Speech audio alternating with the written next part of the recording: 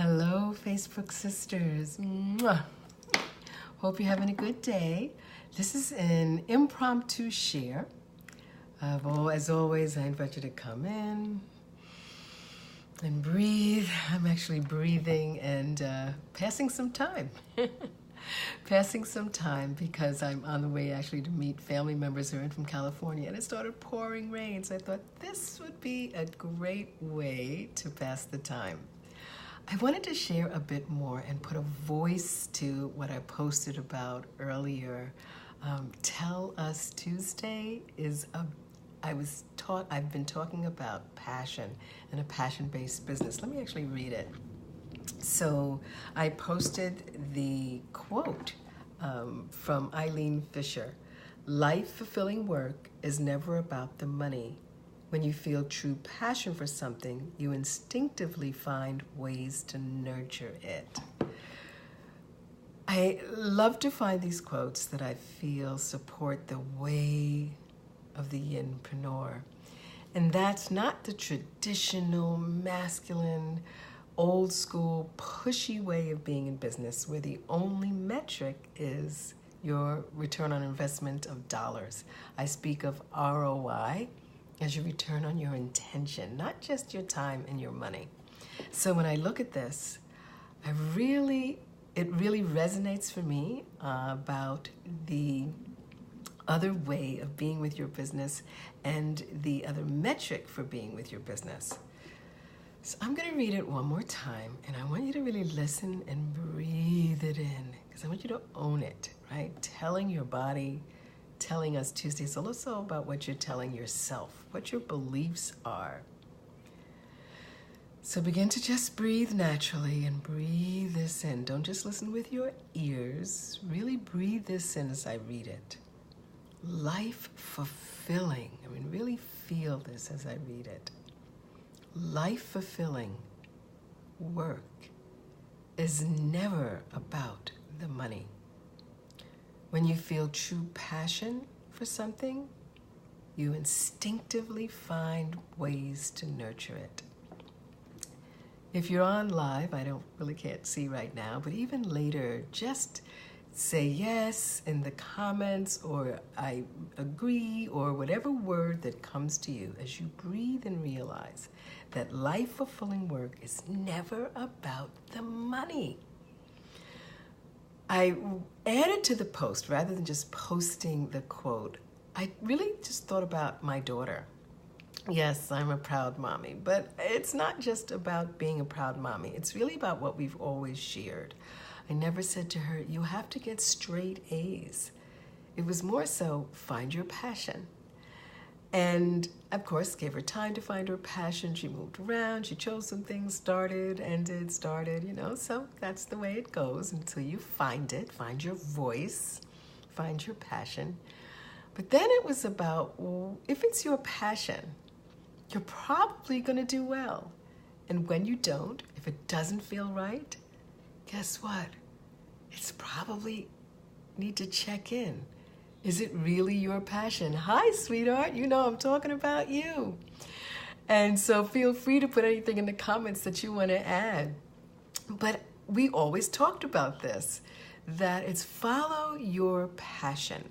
Because when you do, you're probably going to do well, is what I was saying. And when you don't, it isn't about beating yourself up because you're not getting A's, or you're not succeeding, or you're not the top of your class or the best of what you do. What you really want to stop and do is check in and to say, is this my passion? Because one of the things that I love when I asked my daughter about her first year was, right, Jessie, I was like, how did it go? What'd you think? She was like, wow, grad school is not as hard as I thought. Well, we started this conversation back probably, in middle school? This whole idea of following your passion. So it doesn't feel hard. So passion-based business, passion-based work is about finding what resonates for you. And then being with that, letting it be your passion, your energy, your North Star. But you do have to check in. But let's face it, even as I talked to my daughter about grad school, she didn't say it's easy. She said it's not as hard as I thought it would be. Of course, there's a lot of work, a lot of hours. A passion-based business doesn't mean it's going to be woo-woo, all easy, as they say, unicorns and happiness. It just means it may not feel like work.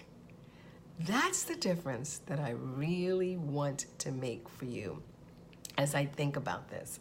I want you to think about the realities of being in your passion. Makes it easy in some ways, but it doesn't mean, it's a myth that it's going to be woo-woo, that it's always going to be easy, that you're never going to fail, that you're not going to find some rough spots. But I believe that your mindset is going to be different about it.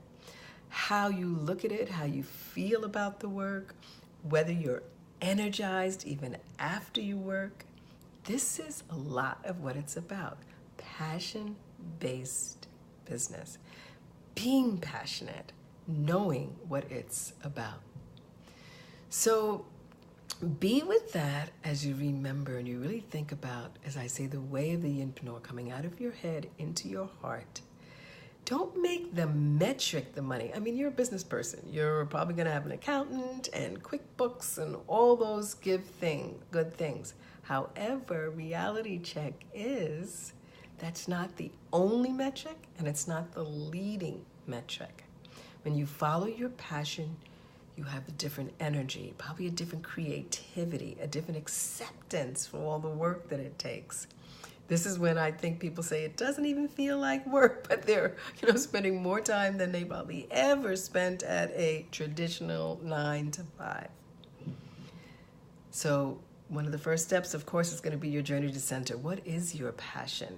And you're going to need to do some work to get clear on that. You're going to want to get in touch with it, just like Jessica wasn't born into her passion. Well, maybe she was, but it didn't come to her. She had to figure it out. She had to play with some things, make some decisions, get clear on your passion and your gifts.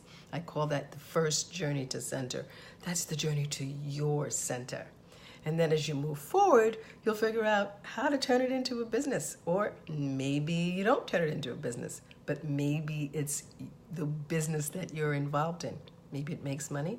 Maybe it satisfies the ROI of dollars. Maybe it only satisfies the ROI of intention.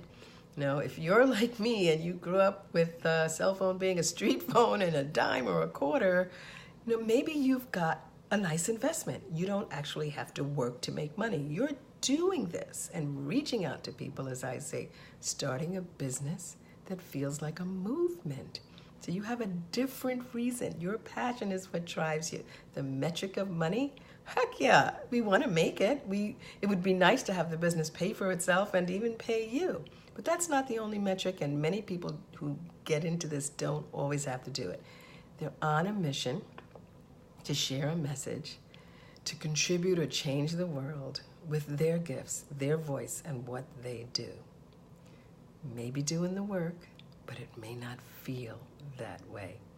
And by the way, if you read the whole post, you know that, okay, so she was getting A's in school, but she's also got another passion. Writing and English is one, teaching, writing and English and creative writing is one passion, but she's a heck of a graphic artist. Never took a class. It's totally her passion, and she does it on the side. But I believe it nurtures and balances her passion. It's another way she expresses herself, her gifts, and she's actually used it in nonprofits and given back. Allow your passion. It may get you good grades, it may bring you money, but it should always have the ROI of intention, bringing back a good feeling for you. And if you're giving it out to the world, then you're having a greater impact, no matter how hard you're working. So wishing you clarity in finding your passion, clarity of being with your passion, knowing that the work will be there. It may not always be perfect, but your ROI is 1,000%. Thank you for listening. Thank you for being here. Thank you for being in your passion. Share below if you have a passion. If you have any questions about being in your passion, let us celebrate you. Let us answer your questions.